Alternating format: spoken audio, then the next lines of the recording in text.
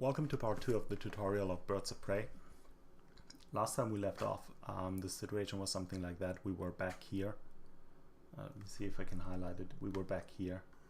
The bomber was down here, and we actually managed to get off 2 shots, or 1 shot for 2 damage on the bomber. Now this turn what we're trying to do is, this will be a shorter term, but what we're trying to do today is pretty much close the gap here and try to bring down the bomber with another attack. So the situation in the beginning looks like that, where we have our aircraft attitude and configuration from last turn. So we have our canopy up there in all plus 90, our nose in 045 plus 0, and a wing in 135 plus 0. So we're flying straight and upright. Our bomber, the initial bearings, if we look back here, it's pretty much again on the hex spine. So if I draw a line here, it's pretty much on the hex spine. And so we find our bomber bearing here right on our nose. So if we want to, pretty much before we want to do anything else, calculate the initial bearings to the bomber, which is always a good idea. We find that we're 1, 2, 3, 4, 5, 6, 7 hexes distance, and pretty much right on the nose. So actually that's what I did. So the bearing is to the bomber to Baker 3 is in 045. Let me just enter that here. We have visible contact, or we have visual on it, so it's in 045, distance 3, distance 7, and our aspect we calculate again as angle of nose and angle to canopy would be, in our case, angle to nose, as distance between the bearing to our nose is 0, and distance to our canopy is 1, 2, 3, so it would be 0, 3. Okay. Right. And the first thing is we have our activity points recovery, which we should do now. And if you remember, the scenario said that we have a pilot quality of 0, which means we get 6 activity points to spend. And again, what we can do is cross out just 7 or 8 so that we won't fill it in by accident. And we get our 6 activity points, which we can spend on different activities this turn. The next thing is the declarations, and now we have to make a declaration here about our throttle setting during this turn. One thing you should know is that right now we're at, what did we say, distance 7? 1, 2, 3, 4, 5, 6, 7. So we're at distance 7, and our speed is 430. So now if you go onto the turning NOMO and look at the speed 2FP table in the upper right here. So we're at 430, so we have to use the 440 column, and we see on the 10 ticks back here that in this turn we will move a total of 11 flight points, both vertically and horizontally. But that also means that if the bomber doesn't move really far away here, we're pretty much in danger of overshooting him, right? So what we want to do is maybe not give full throttle this turn, but maybe even break down a bit. If you look at the aircraft data chart, you will see that you actually just, in general, you can make 3 choices of your throttle setting initially. You don't have to select a load or an engine value right away. You just make a choice between am I using the afterburner, am I using military power like dry power here, or am I just pulling the throttle all the way back to idle. And the safest bet, if you're not sure what to do, is always use to dry throttle. That means you have to do something, but you can go all the way back almost to 0. Second thing is, we talked about it in the first turn as well. This is a fairly early jet, so we don't have any afterburn at all. So this makes our choice of what to use fairly easy. So again, let's say engine output here for now, just the D for dry output. And then we choose our actual value later. So all these values here, before I move on, are also from the last turn. So we're in hex 0509, altitude 100. So we're now at the same altitude as the bomber. And we picked up about, 10 knots from last turn. Okay. Back to the sequence of play. So this was our declarations phase. We don't have radars, we just have the gun, so we don't want to select a weapon, and none of the other things apply either. So with that, we're now entering the flight phase. In the flight phase, if you remember, according to the scenario special rules, the bomber moves first, and we do that now, and it will always move along, 6 hexes. So it was initially, I think, here, and hex column 9, and we just moved him 6 hexes along there, and it now lives over here. So once we've done that, the next step is then always, we're going to reshoot our bearings, and this time it's fairly easy. It's just along, this hex row, and now we have a distance of 2, 4, 6, 8, 10, and up here, let's change our bearing. So it's now again on this along this hex row, and now, or hex column, and now we can pretty much choose, once we shoot the bearing, where we want to place it. Do we want to place it here in 045 or 015? If there's then any ambiguity on which part of such a line here your bearing would fall, the shooter of the bearing always chooses. If we go back and think what we want to do this turn, so what we could do is actually, fly just straight into the bomber, but if you remember, we have 11 flight points. This is a distance of 10, so this will guarantee that we will overshoot. Instead, what I'm trying to do this turn is, fly a little bit, use as much play as I can to fly down here and then pull hard here into that. And doing that, we might actually shed enough flight points that we can do this maneuver and we won't overshoot the bomber. But this also means we have to plan our bearing to the bomber now accordingly. And in this case, it might be actually better if we put the bearing on the 015 field here. And let me just put it in here, because this will help us in our future, just for planning, because after move we have to reshoot our bearings again. So now we have to reshoot our bearings. We just did that, and our aspect now becomes 1, 3. So again, remember, angle of nose 1, distance to the nose, angle to canopy or distance to canopy is 3. So we have 1, 2, 3. Okay, with that done, we can check the rest of our initial aircraft state before we do our movement. If we look down here, next thing we have to figure out is our knots equivalent airspeed, KES, our Mach number, aero load limit, and all of that. We go back to the performance normal here. Now we're at we lost some altitude, so we're now at 100 and we're at 430.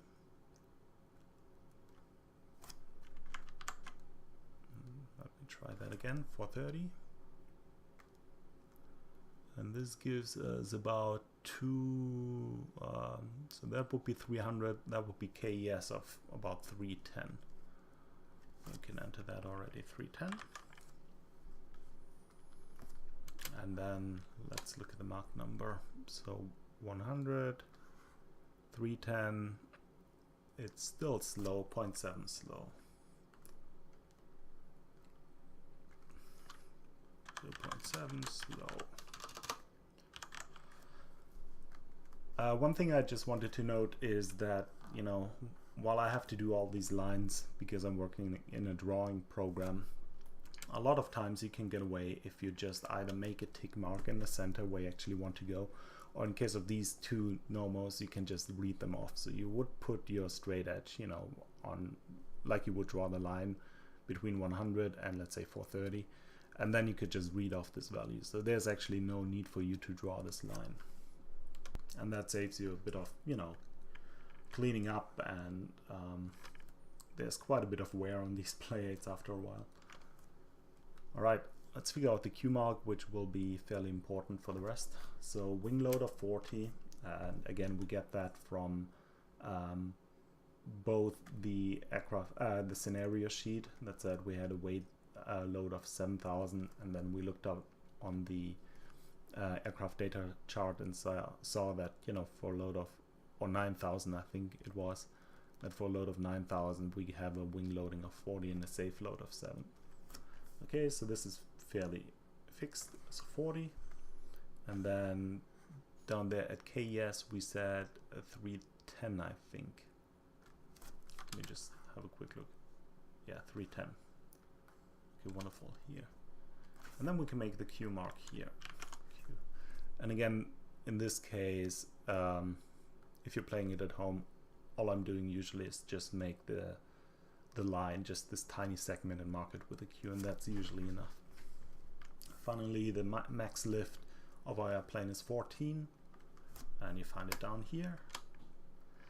And oftentimes, this game is really good in helping you because you have lots of steps and procedures. This game helps you where to put stuff. So in this case, you know, you see this aircraft icon with a 4, which means it's, you know, used in step 4. And if you look back on the performance NOMO, you should see here, enter maximum lift of the aircraft data chart. That's why it has this airplane icon on the 4. Similar goes for engine output, form drag, and so on. And you will find similar numbers on the rest of the aircraft data chart.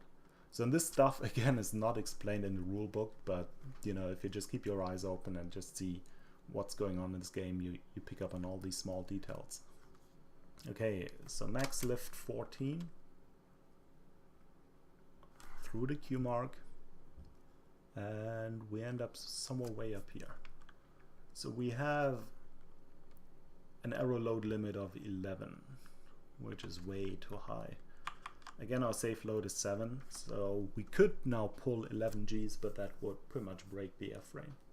So the next step would actually be the plotting.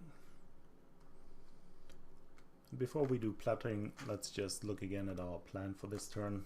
We're trying to somehow go down here and then go into a curve or into a turn and try to end up behind the bomber.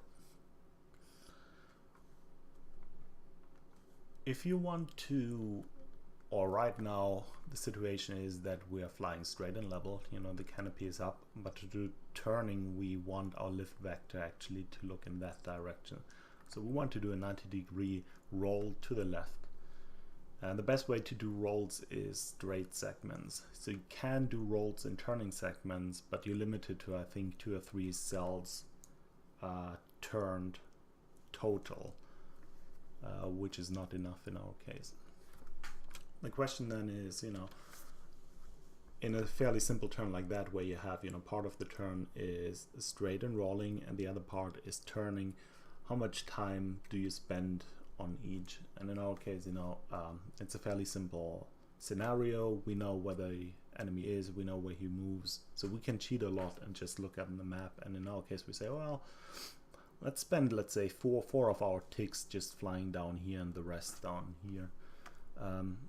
What you can always do is you can always look how much you want to turn and then figure out how much you have to pull to achieve that. What I mean by that is, let's say in our case, what we want to do is we pull, we want to generate 12 turning points, so we want to turn 60 degrees. And then this gives us already a first estimation what we want to do.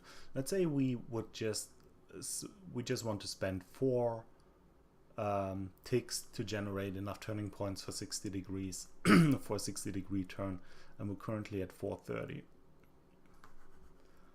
And if we now connect these 2 lines, we'll find that to do so we have to generate, we have to have a turn load of about 9.5 Gs. Although we don't have to modify it because we're not going, you know, up or down through any of those fat G lines, that still means we're way below our aero max, so of our aero safe load limit of 7. So the max we can turn is actually 7. So, and then let's say what happens if we would spend 8 ticks on that. And you can see the intersection on this diagonal is way up here. So if we now connect, you know, the 430 up to here, we can see with a bit of fudging, let's say between 4.5 and 5 Gs, would generate enough turning points for 60-degree turn if we would spend, you know, 8 ticks of our turn onto that. Now 8 ticks doesn't leave much room for else, so we could have, you know, one straight segment before and after or something like that of 1 tick each. So it's always useful, and you know, it helps a lot if you just play around with. And as you can see, you know, there's already a huge difference here between those two intersections, where you can play around, you know, between 4 and 8 ticks and see, you know, how many Gs you need to pull. In our case, and I played it through a couple of times, what I did in the end was a 4-tick straight segment, and we can enter it right away. So 1, and then we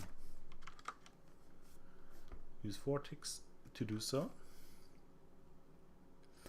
and use that to create enough rolling points to roll to the left. And remember, because the aircraft data chart says that rolling here is actually depending on the lift, not on the load, we have to calculate our lift required from the load. And again, we just, let me use a different color, we just do drawings here through the cross mark. So we have a selected load of 1, go through the Q mark, and you know, generate a lift used of 1. Delete that. And then back on the aircraft data chart, we can see here in this row, lift of 1 creates 5 safe rolling points, or 5 rolling points, or roll rate of 5 per flight point used. And each rolling point, each roll rate point allows us to move pretty much canopy and the wing by 1 hex cell. We want to turn 90 degrees, which is 3 hex cells, so that's plenty. If we go back to a speed to FP table, and we're here in the 430 column up here, in the 430 column, and we said we wanted to spend 4 ticks on that, so we generate actually 4 FP. You know, for each FP we generate 5 rolling points, so we have 20 rolling points. And again, it's way too much, but helps us get our canopy and wing around. So let's enter it here.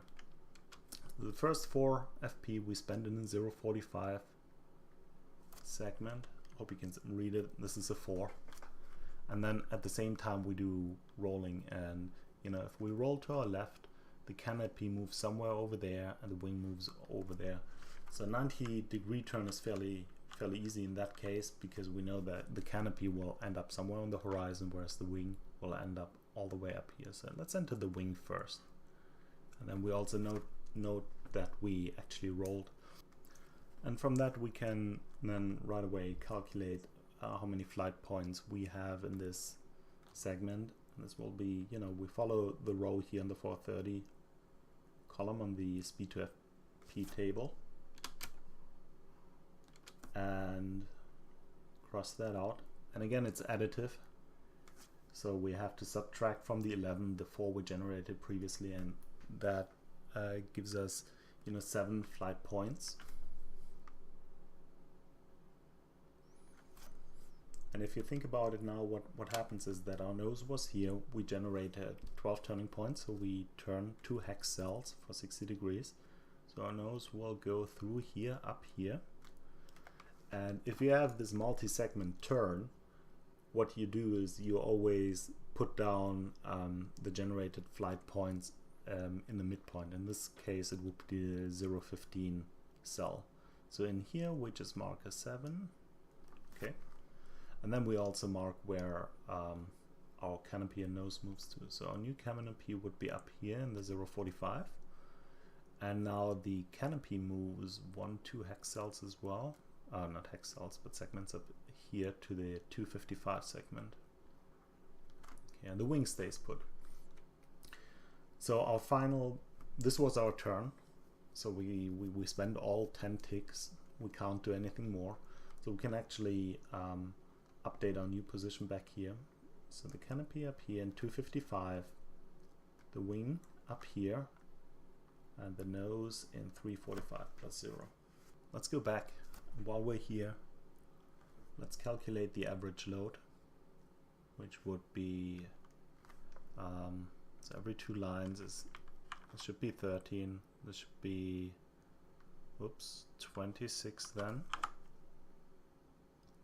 And then add another 13 would be 39. And then we add 4 to that, so we have a total of 43. And divide by 10 is 4.3. In that case, we have to round up. So we have an average load of 4.5. So our highest load selected is 6.5, average load is 4.5. And we can already enter that down here.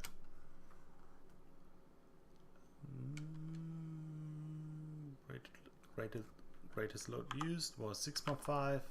And average load is 4.5, so we don't have to look it up back again later.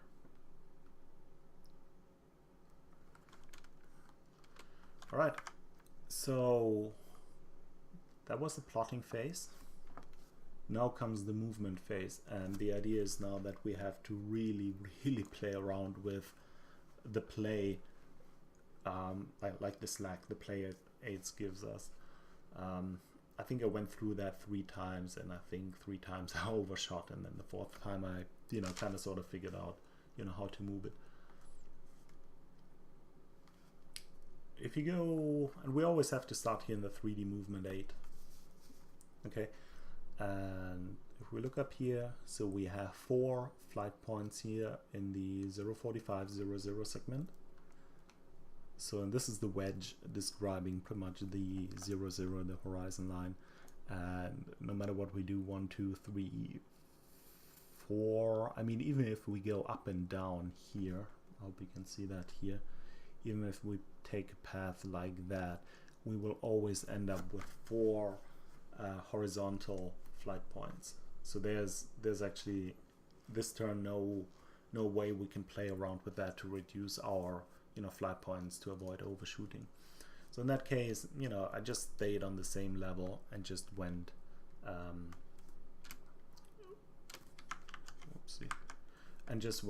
through and had a look at the 2D movement 8. And I think the course I chose was in the end for 4 flight points in the 045 segment in this wedge, which means we can choose any ending hex between the 30 and the, is that correct? No, the 60 and the 30 column. So we can pretty much choose any ending hex in this wedge. And I think I went, right, down. So because this hex is, on this 60 hedge on the hex spine, it's a valid hex. And this will look like that. So I went, I started here in 0509, went right, down, and I ended up in here. And that looks fairly good. So now remember the 6.5 turn is a pretty close turn, pretty close to our safe load as well.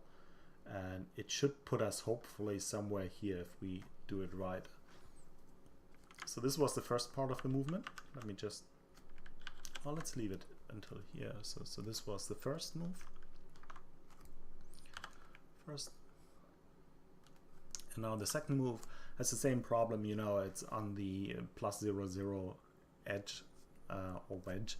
So we can't play around a lot with lots of vertical movement. However, we have to somehow spend 7 flight points.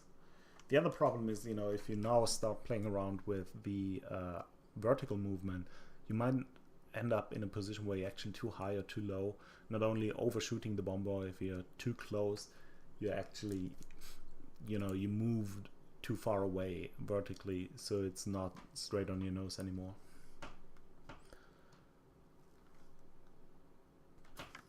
Okay, let me quickly clean up this stuff here. So this was from our last turn, and again, each turn you don't start in here on the 3D movement aid from where you ended up, but you always start from this orange center cell. Now the 7 movement points should be spent somewhere in 0, 1, 5. If we look here, so we have to spend all of our flight points somewhere between the 0 and the 0.30 segment. And again, things you might not want to do in real games, and it's not encouraged, but again, if you look at the map, you can see you're already here, and the 0.30 segment is pretty much down the hex. So here, so this would be the 0.30 row, whereas this is the 0, 0 line. So you actually want to end up, you know, kind of sort of as low as possible, and then sneak in here something do like this hook here. And if you look at your movement aid, this is exactly what we can do right now. So 7 flight points we have to spend, and we can go 1, 2, 3, 4, 5, 6, and then the 7th we just do this hook up here, and again double check. So 1, 2, 3, 4, 5, 6, and we can do the hook into 14, 14, and which is actually a very nice position. Now this now look very, I wouldn't say gamey, but very involved, and you know, very precise and so on. But this is just because not sure how to put it. We're fairly fast, and there was a real danger of overshooting the bomber, and because I had about a week to prepare this video, so I've tried different options which we could do from our last starting position. So again, because it's a solitaire scenario, nobody cares, you know, you can play around with that and, you know, try to find a more optimal solution. Well, our final position looks then something like that. So we're in hex 14, 14, and we have the bomber right in the front of a nose.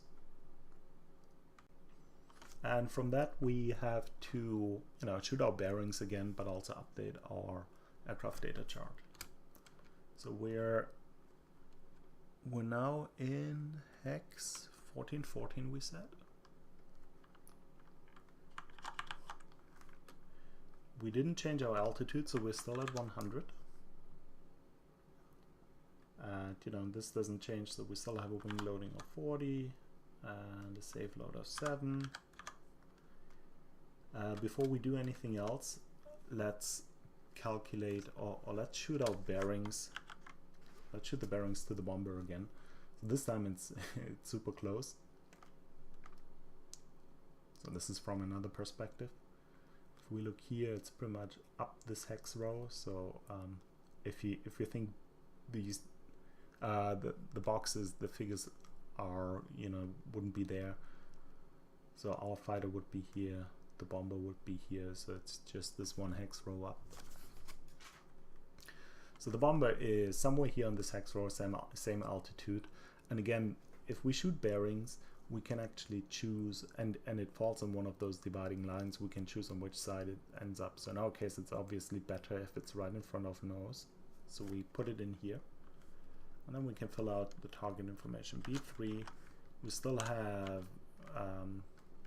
we still have it in sight, and the aspect now is angle to nose is 0, and then the angle to canopy. Sorry, I'm not sure what's going on there. Angle to canopy is again as the distance here is 3. Okay. Sorry for this jumpiness. Okay, and now the reverse. If we look from the bomber's perspective, what we see here is that, you know, we could place it either here in one. So our bearing to the bomber should be somewhere either here or there, and we'll figure it out once we shoot. Right. So the other thing what we can do is actually fill out this stuff here while we're at it. So stores in form is 40. And then we look at the performance normal to calculate how much speed we lost. Again, and this time you have to be careful. I mean, these two scales are fairly close together, and especially here you get confused. So in this case, in the form drag scale is on the inside, so we have to pick this 14. Go through the Q mark and read up here. Somewhere it's between 30 and 35. It's closer to 30. You have these in between marks. So we have to enter 30. And again, in this case, you don't have to draw the line. You can just read up the end result. Okay, so our form delta speed is 30. And in here it is implied that it's negative. And usually the, similar to last turn, the rules say you should calculate pretty much engine delta speed first, then work your way through here and just follow these lines, which is helpful.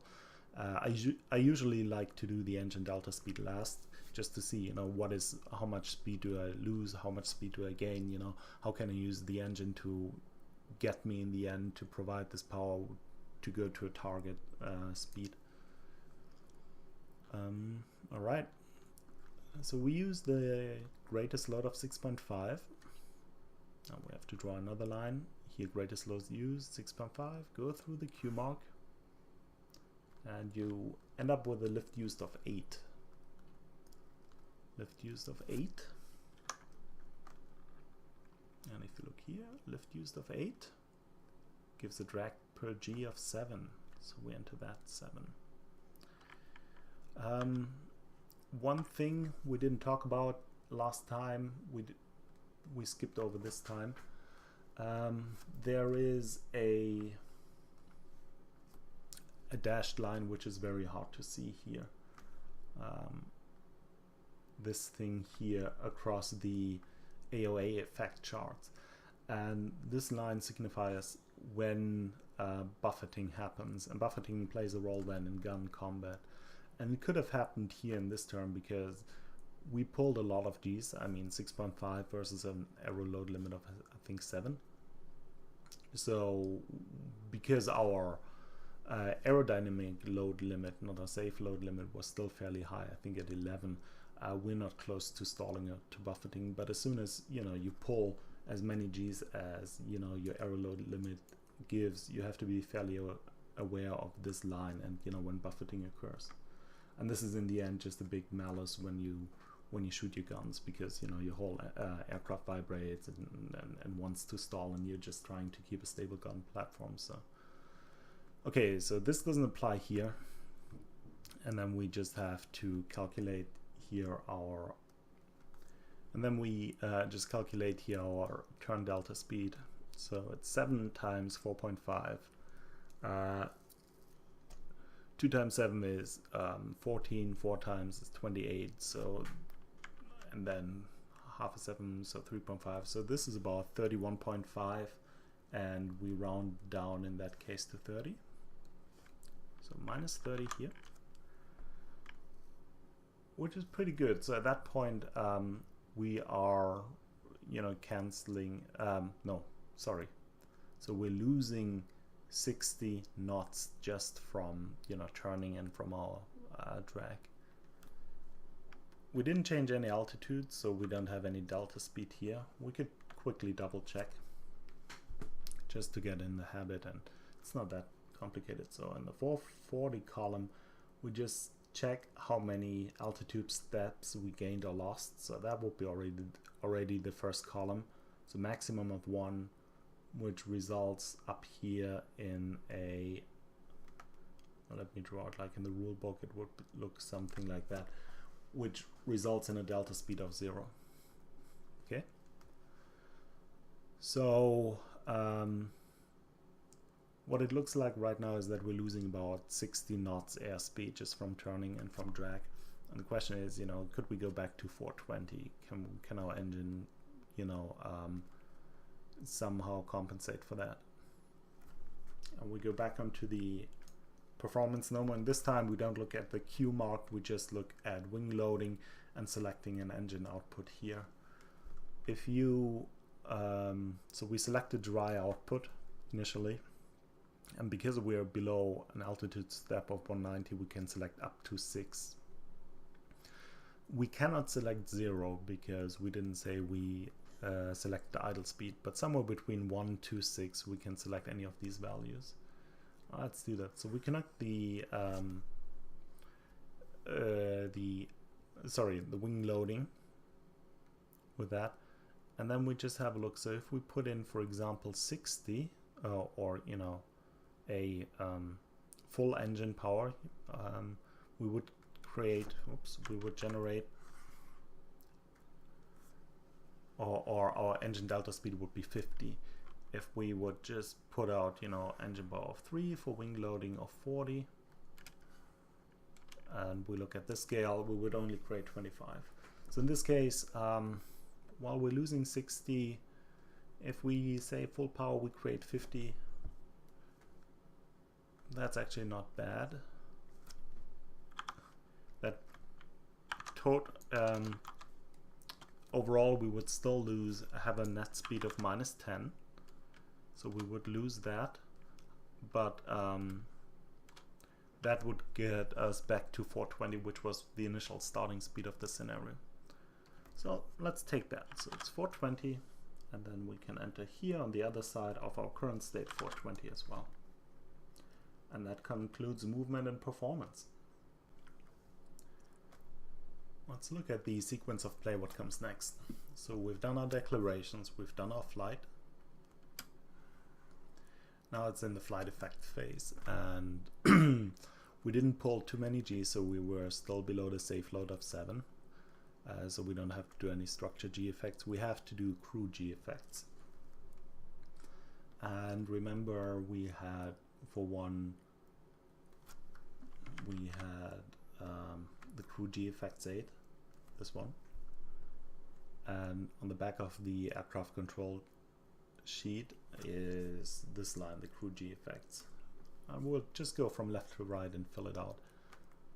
And a couple of things don't change or haven't changed since last turn. So if you look on it again, you know, first thing we should figure out is the crew effort.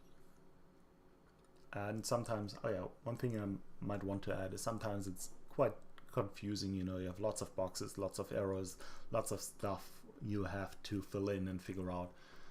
The best place to start is always on the back of the ACC and then work left to right. And here in this case, you know, it says, you know, figure out the crew effort first. And we'll do that. So crew effort, this doesn't apply, this does not apply. We have early G training of which gives us a +8. And we can already go and fill that in. So crew effort is 8. And then it asks us to already do a pips roll. Okay, back on the column. On the pips table, we start in column 8, which is over here. And when I played, I had a roll of 44. And that means we go down until we hit 44 or higher. And the first one we hit is 53. And then we go all the way to the left, which gives us a pips result of 3. And then I'm going to clear that. We will use it in the future. So we have a pips result of 3. We enter here, and our greatest load this turn was 6.5. So this is fairly high. Times 2 is 13, minus 8 is 5, so we have a base effect of 5. And now if you look at that, especially if you look at that sheet, so already we have, if you calculate that, 3 minus 5 is already minus 2. And if you look at the crew effect here, if the crew effect back here is -1, -2, you are in gray out. So you are on the brink of losing consciousness or pretty much not seeing anymore. We'd like to avoid that, so we somehow have to get up to 0 here. And the early training here allows us to use 1 AP to strain, and 1 AP gives us +2, which is pretty good. Unfortunately, any of the other modifiers don't apply. So we don't have a reclined seat like in the F-16, we don't have any G-suits, we don't have any positive pressure masks. But we can spend 1 AP straining, and the way we do it is if we go up here, we'll just say strain up here. Or I'm not sure if there's a shortcut, but you know, just put in strain. So we still have 5 APs to use, and that gives us the +2 back here. So modifiers +2. Now the result is 3 minus 5 +2. Net result of 0. Oops. Net result of 0. And because we did it right, net result of 0. Normal, so nothing happens. We pulled 6.5 Gs, but you know, strained a bit, got our act together, nothing happened. So these were the crew G effects. Alright, and then we just go further through the sequence of play. So the next thing would be spin recovery, departure. None of those apply, and we end up in combat. So we have all the normal and tracking gunshots. And because these are resolved at the same time, the bomber and we shoot at the same time resolve our damage at the same time in the end. And we go back to our gun combat aid, and let's just resolve our combat first.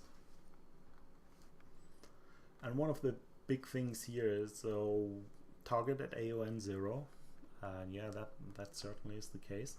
But also before all movement, we had the bomber off on our nose, and after all movement as well.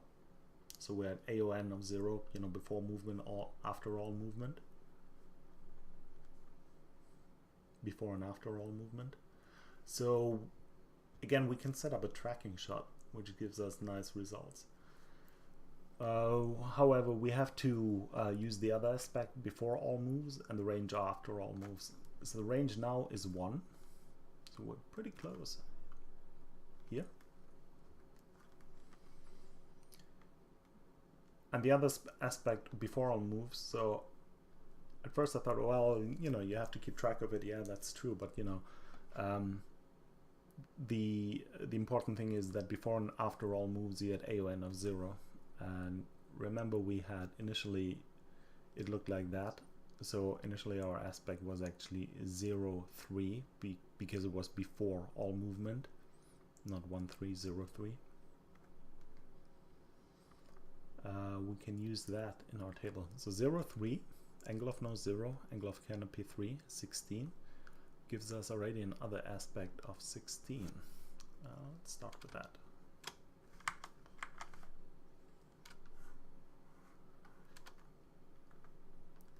And again, for this aircraft, for the MiG-15, remember you do 1 pipper on roll for both the cannon and the machine guns, and then you do 2 gunshot resolutions, 1 for the cannon and 1 separately for the machine guns. And you can keep a lot of these modifiers. You have to recalculate the speed mod and whatnot. So we'll do that in a second. Right, now the column mods, let's go through that. The target, in our case, due to the SSRs, are always unaware of the shooter, so we always get the +2 here. Next one, our relative speed. And now we have to, this is based on the target cross angle, and this is the, again, if you forgot about it like I did, TCA is the cells between noses. And we know from the SSR or from the scenario that the bomber has its nose always here, 345 +0. And this is exactly where our nose is. So our TCA right now is actually 0, which is pretty good. So TCA 0 means relative speed A minus B in flight points. And we know this turn we had a speed of 11 FP. The bomber always has 6, so we end up with a relative speed of 5. And we have to divide that in half and round down. So 5 divided by 2 is 2.5, round down to 2. So we have relative speed of -2. -2. And the next thing we want to calculate is the relative load. And this depends on the lift cross angle. And again, look it up, lift cross angle, cells between canopies. And in our case, the bomber's canopy is always in all plus 90, so they always fly straight and level, whereas our canopy is now in 255. So the lift cross angle is 1, 2, 3 cells. And in this case, LCA is 3. We have this formula where C is the greater load, D is the smaller. And again, we're talking about the average load. The average load in our case for this turn was 4.5. So it's 4.5. Bomber always has a load of 1. So 4.5 plus a half is 5. So this time the relative load really kicks in. Last time this was not too high. So now we have to subtract 5 from that. Minus 5. And what else? Plus gun sight modifier. And we have a gyro gun sight. So plus 2. Plus 2. Oh, this is getting crowded. But now comes the cool part. There's the star. Again, we read the special rules about the gun sight. If TCA is greater than 3, nope, that doesn't happen to us. If lift cross angle is 0 and TCA is smaller than 3. So that doesn't apply to us either, unfortunately, because our LCA is now 3. That's a shame. So we have to leave everything in there. So we now have 16 plus 2 is 18, minus 2 is back to 16, is now 11, is 13. So we're at 13 on the pips column. And then we roll on the 13 pips column. Yep, 13 column. That's this one over there. And I just went through my notes and I think I rolled an 83. So we go all the way down here to the 84, which is the next highest result, which gives us an 8. Okay. So pips result of 8. We calculated the relative speed to be 5, and we can just use that, reuse that. Now the range multiplier is up here on the gun combat 8. And we said we have a tracking shot, we're in the band 0 in the wide range, so the multiplier is now 1/4. Range multiplier is 1/4, which gives us a speed modifier of 1. Which is not very high, which is good for us. And then again, I rolled pretty good on that. I think I rolled an 84. Actually, the speed modifier, sorry, is negative. It's minus 1. And I rolled an 84.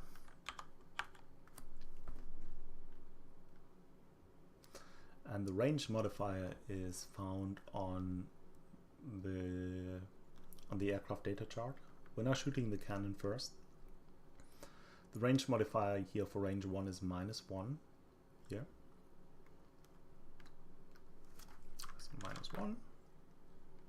Add that all up and we have a pips die result of 82. Done. Gun rating is 7. And no range past wide, or no band past wide, 0. So our final gun pips column is 7. And then we use the pips column 7 and use this pips die result 82 on the 7. So 7, here 82 down to 91, and that makes 5 hits, which is good. So 5. And then last time I said, you know, you roll for critical results on the bomber as well, but in this case, until you have the I think interceptors airborne alert extension, there are actually no rules for critical hits on the bomber. The scenario actually, the special rules say there are none, so I didn't see that. Anyway, the bomber now has a total of 7 damage, 2 from last turn, 7 from this turn. So we have to put in 2 more damage and we're good.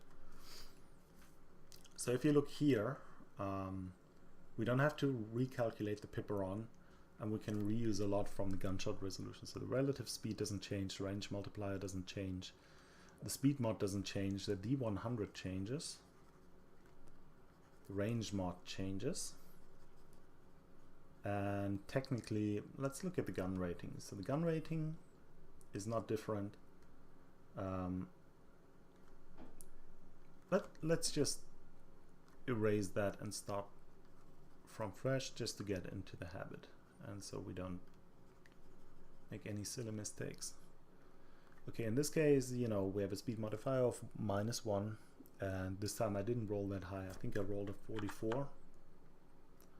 Range modifier for range 1 is again -1. So -1. So we have a pip style result of 42. Gun rating 7. Range pass wide 0. So again on the 7 column, this time with a 42.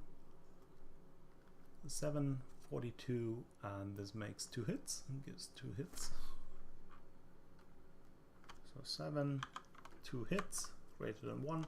So we actually do 2 more damages, and in that case we shoot the bomber down, which is yay. You can actually at that point draw some smoke here. So smoke and fire and whatnot. So I found, just by googling gun camera shot from a MiG-15 shooting down a B-29, and in our case, you know, initially it was looking something like oops, exactly not. It was looking like that, but in our case, because we're like that, right wing is towards the sky, it should actually look like that for us, right? So while we shut down the bomber, it also gets a chance to shoot back, and we look into that right now. Remember, damage is simultaneously, or gunshot resolution in this case is simultaneously, so this guy still has a chance to shoot us down. So according to the scenario rules, a bomber always uses a normal shot here, and the other aspect will be before every move and the range after all moves. If you remember, our initial situation was here, was like that, and we had a bearing to the bomber of 0.45. So that would put the bomber's bearing to us into here. So I can, let's put in an M for MiG. Okay, and the bomber's nose is up here. And then that gives us an initial aspect of 1, 2, 3, 4. Angle of nose 4. Angle of canopy 3. Bomber's canopy is always up here. So we have a other aspect of 4, 3. And then we have to look into the scenario special rules table. So it's angle of nose 4 and angle of canopy 3. So that gives a 10, which we can then enter here. So pipper on other aspect is 10. Column mods. So we're not unaware. Shooter crew quality doesn't apply.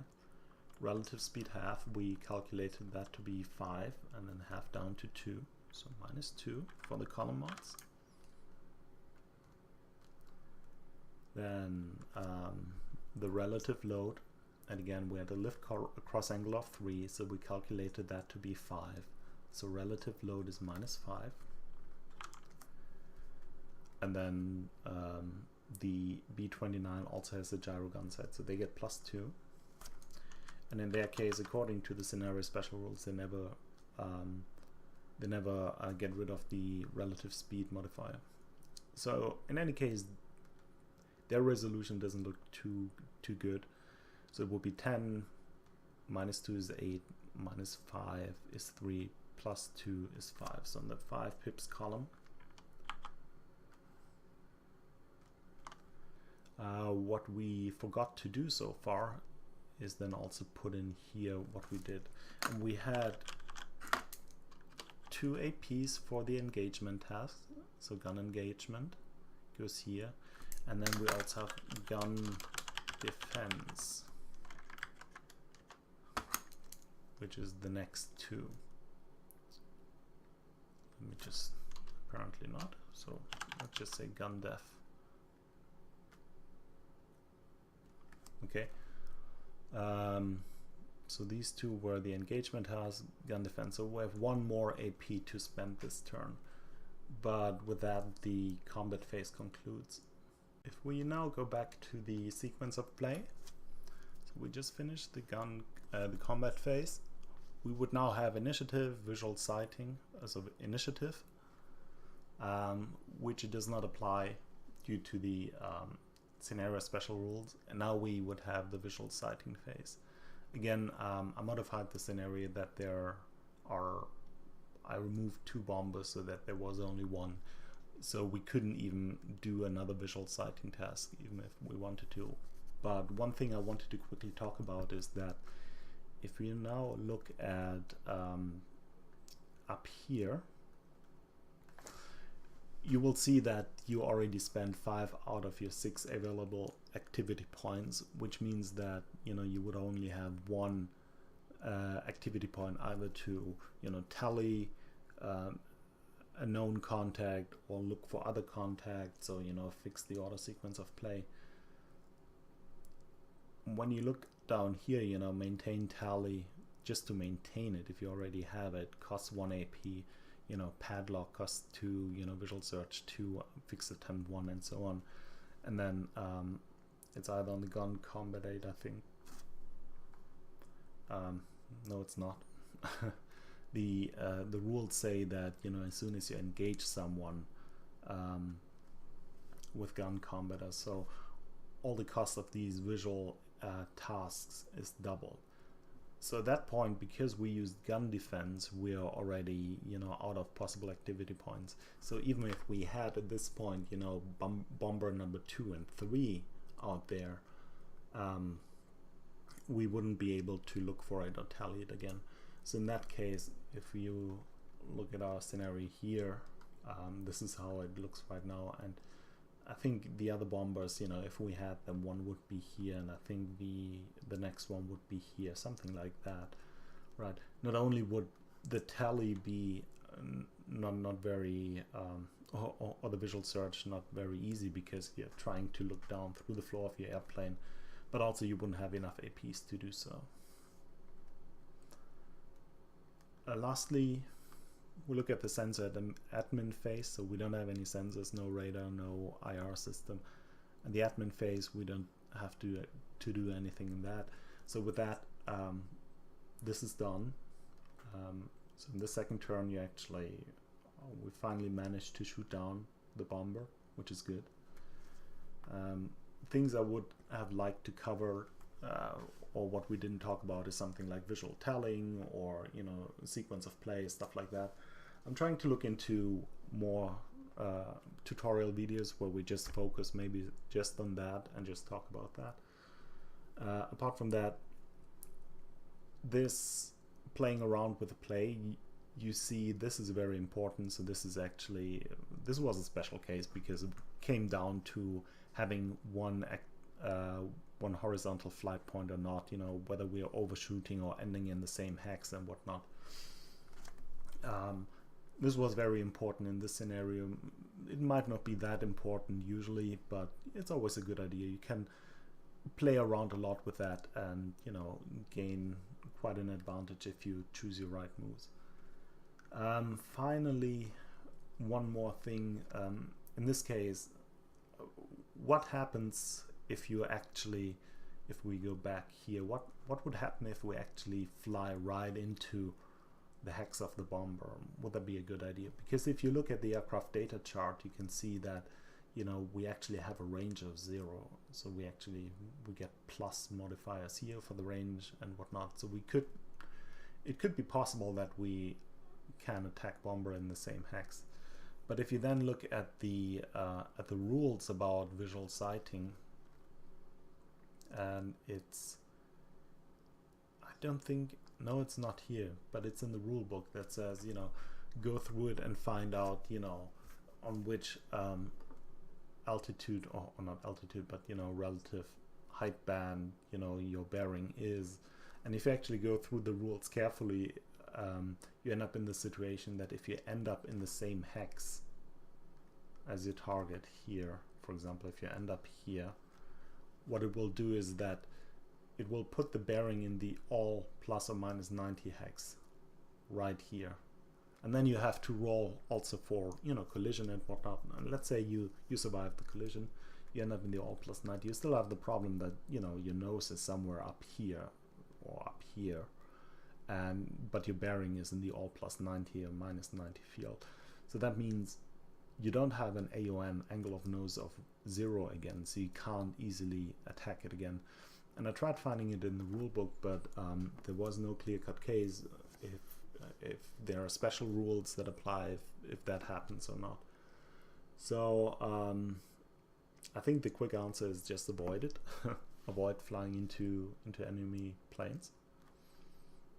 And that's about it. So yeah, go through it. I will try to upload all the positions of the planes, and, you know, but I would recommend just setting it up again and setting it up maybe with all 3 bombers, playing through it again. And I hope I can upload some more tutorials for the other functions and the other things you do in the game. Thank you so much for comments so far. If you want to see anything, you know, just post it in the comments below. I'll have fun.